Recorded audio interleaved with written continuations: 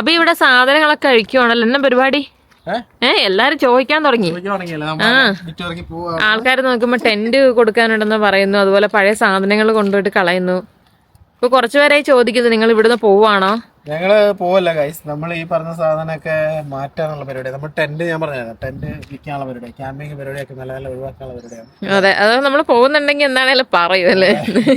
നമ്മളങ്ങനെ ഒളിച്ചു കളയുന്നില്ല. നമുക്ക് ടെന്റ് വിൽക്കാൻ പറ്റില്ല കേട്ടോ. നമ്മൾ പറയുന്ന വിലക്ക്, നമ്മൾ പറഞ്ഞ വിലക്ക് ടെന്റ് ആരും എടുക്കുന്നില്ല. പിന്നെ അവര് പറയുന്ന വിലക്ക് നമുക്ക് കൊടുക്കാനും പറ്റില്ല. അതുകൊണ്ട് നമ്മൾ ടെന്റിന്റെ കാര്യത്തിൽ ഇപ്പൊ പിന്നോക്കം നിന്നിരിക്കുക. അത് കാര്യം 850 പൗണ്ട് കൊടുത്ത് മേടിച്ച ടെന്റാണ്. അപ്പൊ ഒരു 400-500 പൗണ്ടെങ്കിലും കിട്ടണം, എന്നാൽ മാത്രമേ നമുക്കത് വിൽക്കാൻ പറ്റുള്ളൂ. അപ്പൊ അതിന് മുന്നേ നമ്മുടെ പെണ്ണിനെ വരയ്ക്കാത്തോട്ട് കേട്ടാ. അതെ, ഇവിടെ വന്ന് കീഴെ നിന്ന് നോക്കിക്കൊണ്ടിരിക്കുക. നാട്ടിൽ പോവാന്ന് പറഞ്ഞിട്ടെ എല്ലാം എടുത്തു വെച്ചിരിക്കുക കൊച്ച്. ഇത് നീ എങ്ങോട്ടാ പോകുന്നത്? റോഡിലാണെങ്കിൽ നമുക്ക് പേരക്കാത് കയറ്റി കഥ അടയ്ക്കും. ഉള്ള കാര്യം നീ ഇവിടെ നിന്ന് അവിടെ നിന്ന് നോക്കരുതെന്ന് പറഞ്ഞിട്ടില്ലേ വാവേ? വേണ്ട, അവിടെ പോയി നോക്കണ്ട. അതിന്റെ ഞാൻ എടുത്ത അവസരം നാട്ടിൽ പോകാൻ ഇഷ്ടം. നാട്ടിൽ പോകണം. കൊച്ചിന് അവിടെയാണ് കളിക്കാൻ എല്ലാരും ഉള്ളത്. ഇവിടെ അങ്ങനെ കുഞ്ഞിന്റെ ഫ്രണ്ട്സ് നാട്ടിൽ പോകുന്നതന്നെ നാട്ടിലല്ല, നാട് വിടുന്നതന്നെ നല്ലത്. അതെ, ഇവിടെ നടക്കുന്നവരൊന്ന് കാണുമ്പോ അങ്ങനെ തോന്നുന്നുണ്ട്. പക്ഷെ എന്ത് ചെയ്യാനാ, നടക്കുന്നവരൊന്നല്ല, ചെലവിന്റെ കാര്യം അതും സത്യമാണ്. ഇപ്പൊ നമ്മള് ഒരു വീട് പഠിക്കലും PR എടുക്കലൊക്കെ എന്നാ പറയാ, മറ്റേ PR ഇത് വഴിക്ക് വീട് ഇത് വഴിക്ക് നമ്മള് വേറൊരു വഴിക്ക് നടന്ന അവസ്ഥയാണ്. അതെ, വീട് പഠിക്കാൻ വേണ്ടി കുറച്ച് പൈസ സേവ് ചെയ്ത് വരുമ്പോഴത്തേക്ക് ഇപ്പൊ 3 പേർക്ക് PR എടുക്കാനുള്ള സമയമായ. ഇനിയിപ്പോ PR വേണം 10 ലക്ഷം രൂപ. ചിലർക്ക് നമ്മളിപ്പോ പലർക്കും അറിയില്ലായിരിക്കും കേട്ടോ. ഇപ്പം ഞാൻ എന്നെ കൂടി കാണിക്കട്ടെ. ഇപ്പൊ പലർക്കും അറിയില്ലായിരിക്കും. ഇപ്പൊ എന്റെ ഒക്കെ ഒരു വിചാരം, 5 വർഷം കഴിഞ്ഞാൽ, ഞാൻ പണ്ട് നാട്ടിലുണ്ടായിരുന്ന സമയത്ത് ഞാൻ വിചാരിച്ചിരുന്ന UK എത്തിക്കഴിഞ്ഞ് കഴിഞ്ഞാൽ 5 വർഷം കഴിഞ്ഞ് PR. അപ്പൊ ഞാൻ വിചാരിച്ചു PR കിട്ടും, 5 വർഷം മതി, വിളിച്ചു തരുമെന്നല്ലേ. 5 വർഷം കഴിഞ്ഞ് കഴിയുമ്പോ സാധാരണ ഒരു കാർഡ് നമുക്ക് കിട്ടും അങ്ങനെ. പക്ഷെ നമ്മള് പൈസ അങ്ങോട്ട് എന്നെ കൊടുക്കണം എന്നുള്ള കാര്യം എനിക്ക് അറിയത്തില്ലായിരുന്നു. 3,70,000 രൂപ ഒരാൾക്ക്. അത്രയാണ് ഒരാൾക്ക് PR എടുക്കാനുള്ള ക്യാഷ്. അപ്പം ഇവക്ക്, എനിക്ക്, ആമിക്ക് വേണ്ട. ആമിക്ക് 3 ലക്ഷം ആവുന്നില്ല, ആമിക്ക് 1 lakh സംതിങ് ആവുന്നേ. അപ്പൊ ഇത്രയും പൈസ നമുക്ക് ചെലവും ഉണ്ട് അതിന്റെ പേരില്. അപ്പം അതിനിടയ്ക്ക് നമ്മൾ കുറെ ട്രിപ്പും പോയി, ഉള്ള പൈസ കയ്യിലിരുന്ന് അതും തീർത്ത്. അപ്പൊ ചിലര് വിചാരിക്കുമായിരിക്കും എന്താണ് UK അല്ലെങ്കിൽ വിദേശത്ത് പോയി കഴിഞ്ഞിട്ടുണ്ടെങ്കിൽ ഒരുപാട് പൈസയായി. അങ്ങനെ അല്ല കേട്ടോ, സത്യം പറഞ്ഞിട്ടുണ്ടെങ്കിൽ. പിന്നെ ചിലർ ചോദിക്കായിരിക്കും, പിന്നെ എന്തുകൊണ്ട് നിങ്ങൾ തിരിച്ചു വരുന്നില്ലെന്ന്. അല്ല, അതും കൂടെ ഒന്ന് പറഞ്ഞാട്ടെ. അല്ല, അങ്ങനെയും ഉണ്ട്. ചില സമയത്ത് തിരിച്ചു വരാൻ പറ്റൂല. ഇനി തിരിച്ചു വന്നിട്ട് എന്ത് ചെയ്യുന്നുള്ളൊരിതുണ്ട്. അതെ, അതും ഒരു കാര്യമാണ്. മീൻസ് എന്തെങ്കിലുമൊക്കെ പണിയെടുത്ത് ജീവിക്കണം. ആദ്യം 30,000-40,000 സാലറിക്ക് കയറാം. മിന്നുന് എത്ര കിട്ടും? എനിക്ക് 30,000 കിട്ടാറൊക്കെ. ഇവിടെ ഇപ്പോഴും അപ്പോഴും അവിടെ നേഴ്സുമാർ ഇപ്പോഴും സമരവും. ഇവിടെ സമരമാണ്, എല്ലായിടത്തും സമരമാണ്. പക്ഷെ അവിടെ തന്നെ കണ്ടിന്യൂ ചെയ്തായിരുന്നു സാലറി ആയ. നേരത്തേക്കും പിന്നെ ഇങ്ങോട്ടേക്ക് വന്നു, ഇപ്പൊ ഇവിടെ ആയി. ഇനിയിപ്പോ ഇവിടുന്ന് ഓസ്ട്രേലിയ അങ്ങനെ വേറൊരു രാജ്യത്തേക്ക് പോകാൻ വേണ്ടിട്ട് ഒരു പ്ലാനും ഇല്ല കേട്ടോ. കുറെ പേരായി നമ്മോട് ചോദിക്കും, നിങ്ങൾ പോവാണോ? മെയിനായിട്ട് നമ്മൾ കഴിക്കുന്ന നമ്മുടെ കാറിനകത്ത് ഇനി നമുക്കൊരു ക്യാമ്പിംഗ് ഒന്നും നടക്കത്തില്ല. ഇത്രയും ആൾക്കാരെ സാധനം എന്നെല്ലാം വെച്ച് ഭയങ്കര ബുദ്ധിമുട്ടാവും. എന്താ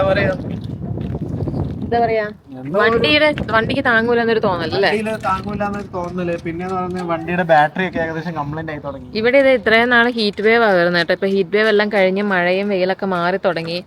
അതുപോലെ തന്നെ നമ്മളും ഒരിച്ചിരി ഡൗൺ ഒക്കെ ആയിരുന്നു. നമ്മൾ ഇപ്പൊ എന്നാ പറയച്ചേ, നമ്മളും ഇപ്പൊ തിരിച്ച് വരുന്നു അല്ലേ? ഞാൻ ഡൗൺ ആയിരുന്നു കേട്ടോ.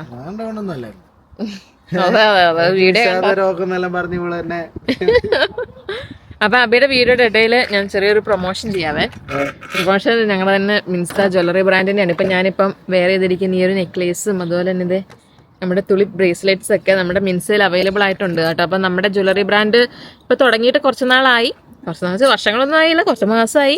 അപ്പോൾ വലിയ തരക്കേടില്ലാതെ പോകുന്നു. അപ്പം ആരെങ്കിലുമൊക്കെ കണ്ടിട്ടില്ലെങ്കിൽ നമ്മുടെ ഇൻസ്റ്റാഗ്രാം പേജിൽ കയറി നോക്കുക. മിൻസ എന്നാണ് നമ്മുടെ ഇൻസ്റ്റാഗ്രാം പേജ്.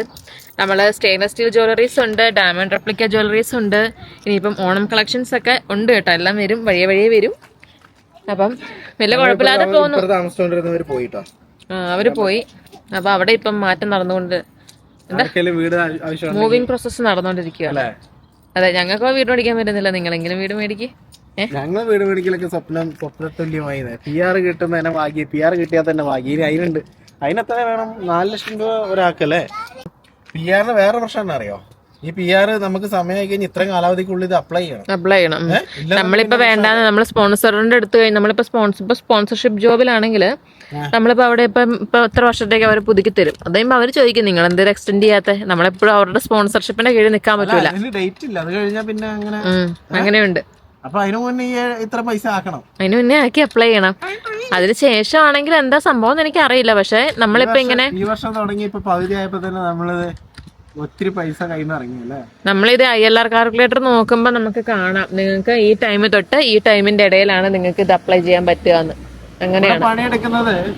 ഇവർ തന്നെ മേടിച്ചെടുക്കാനുള്ള പല പരിപാടി ഇവരാക്കി വെച്ചിട്ടുണ്ട്. എന്നിട്ട് ഫുള്ള് കുറ്റവും ലീഗലി വരുന്നവർക്കാണ് ഇവിടെ എല്ലാ പ്രശ്നവും റേസിസും എല്ലാം അനുഭവിക്കേണ്ടി വരുന്നത്. അതും ഒരു കാര്യം. അതൊന്നും ചിന്തിച്ചോണ്ടിരുന്നിട്ട് കാര്യമില്ല. അതെ, പെടാനുള്ളത് പെട്ടു.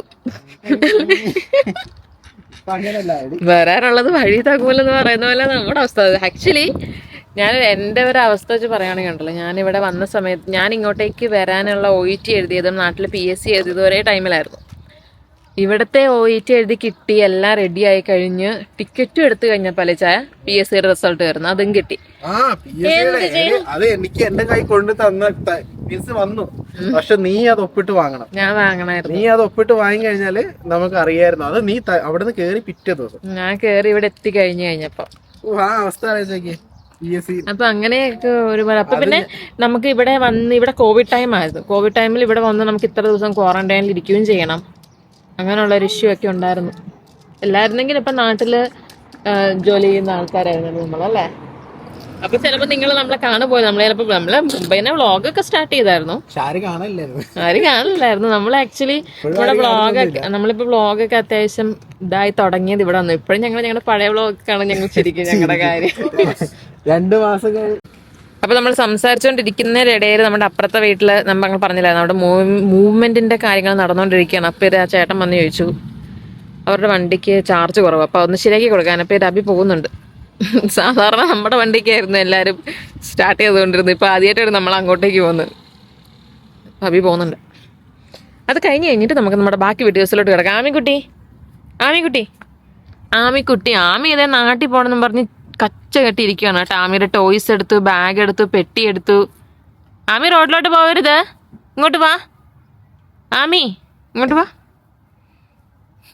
ആമി കാണിച്ചു കൊടുക്ക് എന്താക്കി ആമി കൊണ്ടുപോകുന്നതിനൊക്കെ. ആമിക്ക് ഇപ്പൊ ഇവിടെ കളിക്കാൻ സോ മെനി സ്പേസ്.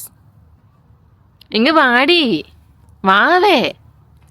അപ്പൊ ആമിക്കുരുടെ കയ്യിൽ എന്തൊക്കെയല്ലേ കാണിച്ചു കൊടുക്ക്. ദേ ഒരു പെട്ടി, ദേ ഒരു ബാഗ്. കളിക്കാൻ വരാൻ പറ, ഫ്രണ്ട്സിനോടൊക്കെ വരാൻ പറ ഇങ്ങോട്ട് കളിക്കാന്.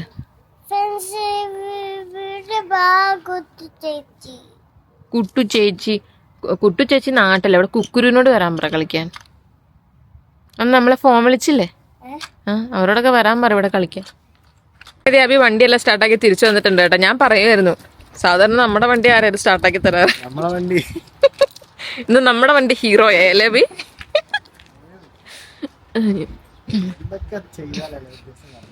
അതേന്ന്. ഇപ്പോഴത്തെ വെതർ നോക്കി, ഒരു 2 മിനിറ്റ് മുന്നേ അതുകൊണ്ട് നമുക്ക് സമ്മർ ഔട്ട്ഫിറ്റ് ഇട്ട് പുറത്തു പോകാൻ പറ്റൂല, ജാക്കറ്റ് ഇട്ട് പുറത്തു പോകാൻ പറ്റൂല. സാധാരണ ഞങ്ങളുടെ കാര്യം കോമഡി ആട്ടാ. അതെ, സാധാരണ ഞങ്ങളുടെ കാര്യം കോമഡി എന്താണെന്നറിയാമോ? ഞങ്ങള് എവിടെ സമ്മറില് വിന്റർ ഔട്ട്ഫിറ്റ് ഇട്ട് പോകും, വിന്ററിൽ സമ്മർ ഔട്ട്ഫിറ്റ് ഇട്ട്. അത് ഞങ്ങൾ എപ്പോഴും ഇട്ടാ മാറിപ്പോകും. ഞങ്ങൾ മാത്രമേ ഉണ്ടാവുള്ളൂ ജാക്കറ്റ് ഇട്ടിട്ട്. അതുപോലെ നമ്മള് ഷർട്ടും ബനിയനാലും എന്തെങ്കിലും ഇട്ടിട്ട് പോയി കഴിഞ്ഞാൽ നമ്മൾ മാത്രമേ ഉണ്ടാവുള്ളൂ, ബാക്കി എല്ലാവരും ജാക്കറ്റ് ഇട്ടിട്ട്. ഇതാണ് നമ്മളെ അവസ്ഥ. ഒരാള് നോക്കി ഇതെല്ലാം വെച്ച് ഇവിടെ നിന്ന് എനിക്കൊന്ന് പോകുന്ന വണ്ടിയെ കൈ കാണിച്ച് അതിൽ കയറി പോകുന്ന ഡൗട്ടുണ്ട്.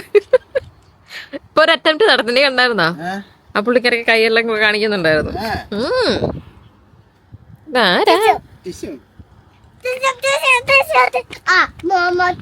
ആമിക്ക് വയ്യായിരുന്നു കേട്ടോ. ആമിക്ക് ഛർദിയൊക്കെ ആയിട്ട് ആമി ഇച്ചിരി ഡൗൺ ആയിരുന്നു. ഇപ്പോഴാണ് ആമി ഓക്കെ ആയത് അല്ലേ ആമി? ഇപ്പൊ ഇതേ ഇവിടെ ഒരു സൈഡില് മഴയും ഒരു സൈഡില് വെയിലുമാണ് കേട്ടോ. അങ്ങനെ ഇതേ നമ്മുടെ സാധനങ്ങൾ ഇവിടെ വീണ്ടും ഗ്യാരേജിൽ എടുത്ത് തള്ളുവാണ്. ഇവിടെ സൈക്കിളൊക്കെ ഇരിക്കുന്ന അവസ്ഥ കണ്ടോ? ചവിട്ടാൻ പോകാനൊരു കാലാവസ്ഥ ഒന്നല്ലോ അല്ലേ. കഴിഞ്ഞ ദിവസമൊക്കെയാണ് ഹീറ്റ് വേവ് ആയിരുന്നു. അതായത് ഹീറ്റ് വേവ് എന്ന് വെച്ചിട്ടുണ്ടെങ്കിൽ ഒടുക്കത്തെ ചൂട്. 31 ഡിഗ്രിയിൽ നമ്മൾ എന്താ 60 ഡിഗ്രി നിൽക്കുന്ന പോലെ തോന്നുന്നുണ്ടായിരുന്നു അല്ലേ. ആമിക്കുട്ടിക്ക് ഭയങ്കര സങ്കടം സൈക്കിൾ കൊണ്ട് എവിടെയും പോകുന്നില്ല എന്നും പറഞ്ഞു. പക്ഷെ ഈ ചൂടത്ത് പറ്റുന്നില്ല. ഇപ്പൊ ആണേ മഴയും തുടങ്ങി. ഓക്കെ, അപ്പൊ അവള് ബഹളം വെക്കും. ഇപ്പൊ അവള് ബഹളം വെക്കും. നിങ്ങൾ പിള്ളേരുള്ളവർക്ക് ഇത് ആ സാധനം മേടിക്കുന്ന നല്ലതല്ലേ. ആ, അടിപൊളി ഐറ്റം ആയിരുന്നു. നമ്മൾ കൊറേ നാൾ ആമിയൊക്കെ ഇരുന്ന് പോവാ. ഇത് ഡാഡി പോയടി, ഡാഡി പോയി. ഇതേ ഒരാള് ബഹളം വെക്കാൻ തുടങ്ങി, ഡാഡി പോയി എന്ന് പറഞ്ഞു. നല്ല സൈക്കിളാ. ഇതാണ് ഞങ്ങളുടെ മാർക്കറ്റ് പ്ലേസിലെ ഫസ്റ്റ് ആൻഡ് ലാസ്റ്റ് പർച്ചേസ് അല്ലേ. നമ്മൾ വേറൊന്നും മേടിച്ചിട്ടില്ലല്ലോ മാർക്കറ്റ് പ്ലേസിൽ നിന്ന്. നല്ല ഡീലായിരുന്നു. പുതിയതിന് 300-400 എങ്ങാണ്ടുണ്ട്.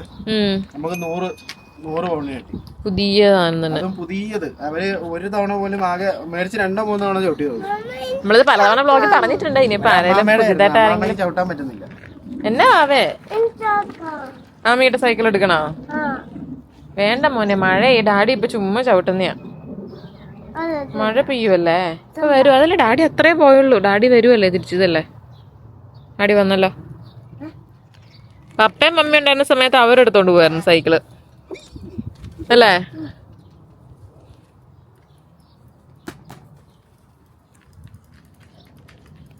മിന്നുവിന്റെ കുണ്ടി വേനിച്ചു പറഞ്ഞിട്ട് നമ്മള് സീറ്റൊക്കെ മാറ്റിയായിരുന്നു മിന്നുവിന്റെ സൈക്കിളിൽ. എന്നിട്ട് അത് അവിടെ ഇരിപ്പുണ്ട്. അയ്യോ, അതെന്തുകൊണ്ടാ ഓടിക്കാത്ത? വെതറിന്റെ പ്രശ്നം കൊണ്ടാണ്. അല്ലാതെ എന്റെ പ്രശ്നമല്ല.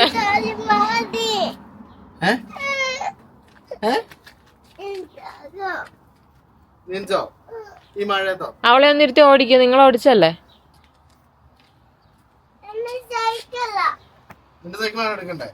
Pink cycle. പിങ്ക് എടുക്കാനെ വഴിയാക്കുന്നതാ ഡാഡി. സ്ഥലം വേണ്ട ഇതിനുള്ളിൽ കൂടെ ഓരോ നിർത്തോണ്ട് വരാൻ. ഞാൻ പറഞ്ഞല്ലേ അവള് ഇപ്പൊ പ്രശ്നമാക്കൂന്ന്.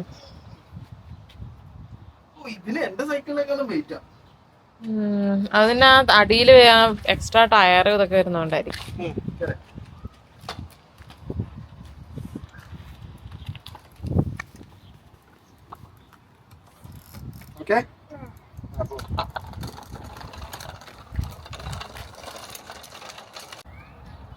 Bye, Ami.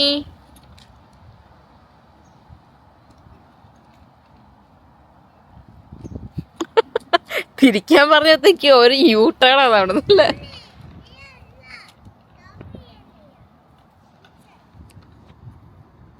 ആമി തന്നെ ചവിട്ടി വാ. ഇച്ചിരി ഹെവിയാ സൈക്കിൾ അല്ലേ.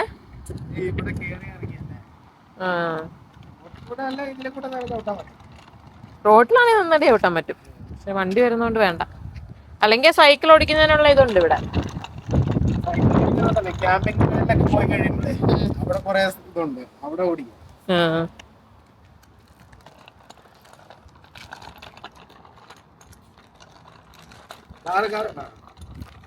അതിനിടയിൽ ഞങ്ങൾ വന്ന് കടവരൊക്കെ പോയിട്ടോ. കടയിൽ പോയിട്ട് തിരിച്ചത് വീട്ടിലോട്ട് പോയിക്കൊണ്ടിരിക്കുന്ന വഴിയാണ്. എന്താ വെയില്. മിന്നുതാ പ്രോ ഡ്രൈവറായി എനിക്ക് ഒന്ന് പോവോ? മുന്നിലുള്ള വണ്ടി പോയല്ലേ പറ്റുള്ളൂ. ഈ ഒരു സമയത്ത് തിരക്കാട്ടോ ഭയങ്കര. എപ്പോഴും ഞങ്ങള് കറക്റ്റ് നമുക്ക് വെയിൽ ഇത്ര ഫീൽ ചെയ്യുന്ന നമ്മളെ വണ്ടിയിൽ AC കംപ്ലൈന്റ് ആയി കിടക്കും കേട്ടോ. AC ഇടാൻ പറ്റുന്നില്ല. ചൂട് മാത്രമേ വരുള്ളൂ. ആക്ച്വലി ഇപ്പൊ ചൂടിന്റെ ആവശ്യമുള്ളൂ. ആദ്യത്തെ ആ ഒരാഴ്ച മാത്രമേ ഉണ്ടായിരുന്നുള്ളൂ ചൂടല്ലേ. ഇതൊക്കെ ഈ ഭാഗത്തെല്ലാം ഇങ്ങനെ കുത്തി വരച്ചിട്ടേക്കുന്നുണ്ട്. ഇങ്ങനെ കുത്തി വരച്ചേക്കുന്ന സ്ഥലങ്ങള് കൊള്ളത്തില്ലെന്നാ പറയുന്നത്. താമസിക്കാൻ കൊള്ളത്തില്ലെന്നാണ് നമ്മുടെ ഒരു സുഹൃത്ത് പറഞ്ഞു കേട്ടോ. ഒരു കുറെ വർഷമായിട്ട് ഇവിടെ ഉള്ളവരാ. അപ്പൊ അവർക്ക് അതിനെ കുറിച്ച് അറിയുന്നതായിരിക്കും. ഇങ്ങനത്തെ ഏരിയ ഒക്കെ ഉണ്ട് ഇവിടെ. ഈ BMW ഷോറൂം കണ്ടോ? ഇവിടുന്ന് ഒരു വണ്ടി എടുക്കാൻ പറ്റുമോ? BMW വേണ്ടേ? അത്രയൊക്കെ വേണോ? നമ്മുടെ ഫോർഡ് തന്നെ. നമ്മുടെ ഫോർഡാട്ടോ. ഫോർഡ് നല്ല വണ്ടി. എനിക്ക് ഇഷ്ടമാണ് ഫോർഡ്. BMW വേറെ വണ്ടി ഓടിച്ചിട്ടില്ല കേട്ടോ പിന്നെ. അതുകൊണ്ട് പിന്നെ ചോദിച്ചാ ഞാൻ ടൊയോട്ട യാരിസ് ഓടിച്ചിട്ടുണ്ട്, CHR ഓടിച്ചിട്ടുണ്ട് കേട്ടോ. എന്നിട്ട് നിനക്ക് ഫോർഡാ ഇഷ്ടപ്പെട്ടെ? ഡ്രൈവിംഗ് പഠിച്ച ആ 2 വണ്ടിയിൽ അതുകൊണ്ടാണ്. അല്ല, എന്നിട്ട് നിനക്ക് ഇഷ്ടപ്പെട്ട ഫോർഡാണോ? അതൊരു ടിയാഗോ ഓടിച്ചിട്ടുണ്ട്. എന്നിട്ട് നിനക്ക് ഫോർഡാണോ ഇഷ്ടപ്പെട്ടെന്ന് ചോദിച്ചത്? അല്ല, യാരിസ്. യാരിസാ ഓടിക്കാനുള്ള കംഫർട്ട് അത് യാരിസ്. യാരിസ് വേണത് ഇവിടെ ഉണ്ട് കേട്ടോ. 15, 18, 10, 29 ലക്ഷം. അതായത് ഇപ്പം എന്റെ ഒരു അഭിപ്രായത്തിൽ ഇപ്പൊ പെണ്ണുങ്ങൾ ഇങ്ങനെ ഫസ്റ്റ് പഠിച്ചു കഴിഞ്ഞ് വണ്ടി ഓടിക്കുന്നവരില്ലേ, അവർക്ക് പെർഫെക്റ്റ് വണ്ടിയാ യാരിസ്. യാരിസ് അല്ലേ? നമുക്ക് യാരിസ് എടുത്താലോ? പാർക്കിങ്ങിലോട്ടൊക്കെ വളച്ച് കയറ്റാനും. യാരിസ് എടുക്കുന്നതിന് നിന്നോട് അഭിപ്രായം എന്താ? കുഴപ്പമില്ലാത്ത അഭിപ്രായമാണ്. യാരിസ് എടുക്കാം അല്ലേ? കാരണം നമുക്കിപ്പോ വളച്ച് കയറ്റാനും വെക്കാനും ഒക്കെ നല്ല സുഖമാണ്. ചെറിയ വണ്ടിയാണ്, മുക്കിൽ ഒതുങ്ങുന്നവരും ഒന്നും. പക്ഷെ മൈലേജും ഉണ്ട്, നല്ല മൈലേജും ഉണ്ട്. നമുക്ക് മറ്റേ എന്താ പറയാ, പ്ലഗ് ഇൻ അല്ല ഹൈബ്രിഡ് എടുത്തു കഴിഞ്ഞാല് കുറച്ചും കൂടെ നല്ല ഇത് കിട്ടും. ഞാൻ ഡ്രൈവിംഗ് തുടങ്ങിയത് അതിനകത്താണല്ലോ, യാരിസില്. അതേസമയം CHR ഉള്ളിലിരിക്കുമ്പോ നമുക്ക് ചെറുതുപോലെ തോന്നും, പക്ഷെ വണ്ടി ഇച്ചിരി വലുതാ. വലിയ വണ്ടിയാ, വണ്ടി വലുതാ. പക്ഷെ എനിക്ക് ഫസ്റ്റ് കയറി ഇരുന്നപ്പോ ചെറുതാന്നൊരു ഫീൽ വന്നായിരുന്നു, പക്ഷെ വണ്ടി വലുതാണ്. പക്ഷെ യാരിസ് നമുക്ക് ഇങ്ങനെ കയ്യിൽ കൊണ്ടേ നടക്കാൻ പറ്റുന്ന ഒരു നല്ല വണ്ടി. മിനി കൂപ്പർ പോലെയൊക്കെ. മിനി കൂപ്പർ സൈഡിൽ കൂടെ പോകുന്നുണ്ട്. പക്ഷെ ഇതില്ലേ എനിക്ക് വണ്ടികളുണ്ട്. അത് കണ്ടോ, ജീക്കോ എന്നുണ്ട്. ജയിക്കോ ഉണ്ട്. നമുക്ക് ആ സൈഡിലോട്ടല്ലേ പോണ്ടേ? എനിക്ക് ഇഷ്ടമായ വണ്ടി. അതിന് കുറച്ച് പണിയുണ്ട് നല്ലോണം. അതായത് പണിയെന്ന് വെച്ചാൽ നമ്മുടെ AC കംപ്ലൈന്റ് ആയി. പിന്നെ ഇപ്പം ഏകദേശം 1 ലക്ഷം കിലോമീറ്റർ ആയി, 1 ലക്ഷം മൈലായി. 1 ലക്ഷം മൈൽ എന്ന് പറയുമ്പം ഇനിയിപ്പോ അതിന്റെ മറ്റേ ക്യാം ബെൽറ്റും കാര്യങ്ങളൊക്കെ മാറാനുണ്ട്. അപ്പൊ അതൊക്കെ ചേഞ്ച് ചെയ്യണം. അപ്പൊ ഒരു 10,000 പൗണ്ടിന്റെ അടുത്ത് പണി വരൂടി. AC-ക്ക് ഒരു 250 ഉണ്ട്. അതിന്റെ കംപ്രസറും കാര്യങ്ങളും മാറേണ്ടി വരും. പിന്നെ നമ്മുടെ എന്താ പറയാ ക്യാം ബെൽറ്റ്, പിന്നെ ഒരു ഫുൾ സർവീസ്, ഒരു 300 പൗണ്ടിന്റെ ഫുൾ സർവീസ്. ഇതൊക്കെ വരുമ്പോഴത്തേക്കും ഉണ്ടല്ലോ വലിയൊരു എമൗണ്ട് നമ്മുടെ കയ്യിൽ നിന്ന് ഇറങ്ങും. 1 ലക്ഷം രൂപയുടെ അടുത്താവും. 300 കൊണ്ടാണ് നമ്മുടെ 30,000 രൂപയുണ്ട് നമ്മുടെ ഫുൾ സർവീസിന്. അതിന് പുറമെ പിന്നെ നമുക്ക് ക്യാം ബെൽറ്റ് കാര്യങ്ങളൊക്കെ മാറ്റണം. അന്നേരം എന്തായാലും നല്ലൊരു പൈസയാവും. എന്ത് പറയുന്നു, ഡ്രിഫ്റ്റ് അടിക്കല്ലേ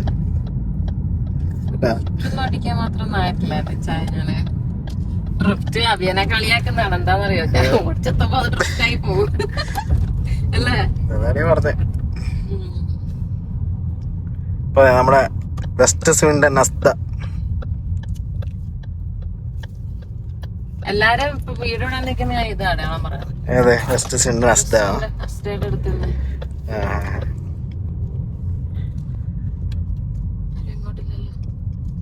ഇൻഡിക്കേറ്റർ ഇട്ടിട്ടില്ല. അവൻ ഇൻഡിക്കേറ്റർ ഇടാതെ വരുന്നത്. ഓൺ അടിച്ചു കൊടുക്കണ്ട നീ അപ്പൊ തന്നെ. ഞാൻ പെട്ടെന്ന് ഇത് വന്നിപ്പോ എന്നെ കുത്തി ഞാൻ ചാവല്ലോ എന്ന് വിചാരിച്ചിങ്ങനെ നെഞ്ചിനകത്തോടെ ഒരു കാളിൽ ഇങ്ങനെ കേറിപ്പോയത്. എന്തിന്? അവരെന്താ ഇൻഡിക്കേറ്റർ ഇടാത്ത? അവർ അങ്ങോട്ടേക്ക് പോകുന്നതാണ് ഇൻഡിക്കേറ്റർ ഇടണ്ട അല്ലേ? ഇങ്ങോട്ടേക്ക് വരുമ്പോ അവർ ഇൻഡിക്കേറ്റർ ഇടണം. കണ്ടികൾ ഞാൻ 2 തവണ ഞാൻ എന്റെ ഹോണടി മിസ്സാക്കിയത്. നീ ഹോണടി മിസ് ചെയ്യുന്നുണ്ട്. എനിക്ക് അവിടെ നിന്ന് ഹോൺ അടിക്കായിരുന്നു നീ വേണമെങ്കിൽ. ഇടയ്ക്ക് ഇതൊക്കെ വർക്ക് ആവുന്നതോടെ പ്രസ് ചെയ്തെങ്കിൽ നോക്കണം. പക്ഷെ ഞാൻ പഠിക്ക് പെട്ടെന്ന് പേടിയായി പോയിട്ടാ. പേടിക്കുന്ന ആവശ്യം കറക്റ്റ് ആയിരുന്നു. അവന് ചവിട്ടാലോ. അതെല്ലാം സാരമില്ല. ഇപ്പൊ നമ്മള് നമ്മുടെ വീട്ടിലോട്ട് എത്തി കേട്ടോ. ഇത് വളരെ കുറച്ച് ദൂരം മാത്രമേ നമുക്ക് ഇവിടുന്ന് വീട്ടിലേക്കുള്ളൂ.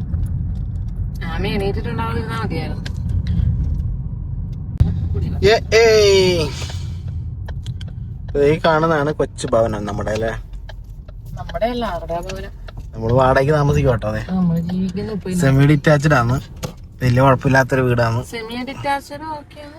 സെമി ഡിറ്റാച്ച്ഡ് വലിയ ഓക്കെ ഒന്നും അല്ല.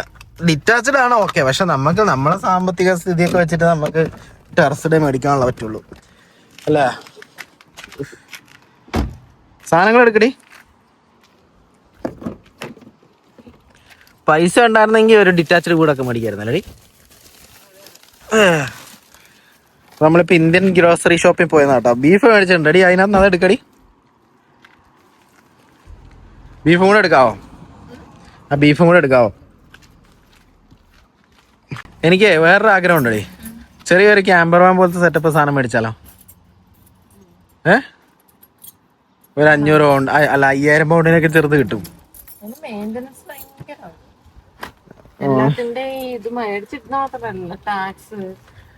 ശരി, എന്നാലും ഇൻഷുറൻസ് എടുക്കണം. ഈ ബുൾജറ്റിന്റെ ഒക്കെ പോലെ നമുക്ക് യാത്ര പോവായിരുന്നു.